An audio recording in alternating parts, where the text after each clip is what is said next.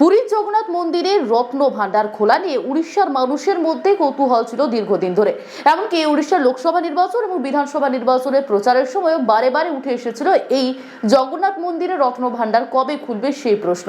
সেখানে নবীন সাম্রাজ্যের যে পতন ঘটিয়ে বিজেপি সরকার গঠন করলো তাদের সরকার, এবং তার ফলে এই অবস্থায় আগামী 8ই জুলাই রথযাত্রা দিনে এই জগন্নাথ মন্দিরেই কিন্তু এই রত্ন ভান্ডার খোলা হতে পারে বলে জানিয়েছিলেন আর্কিওলজিক্যাল সার্ভে অফ ইন্ডিয়া। তবে সেই এএসআই এর আধিকারিকের যে মন্তব্য, সেই মন্তব্য কিন্তু ভুল বলে প্রমাণিত করলেন। কারণ পৃথ্বীরাজ বলেছিলেন যে এই ধরনের কোনো রকম কোনো কথা হয়নি, এবং আইনমন্ত্রী আরও বলেন, অর্থাৎ 8ই জুলাই যে রত্ন ভান্ডার খোলার বিষয়ে তা কিন্তু সরকারের সিদ্ধান্ত হয়নি।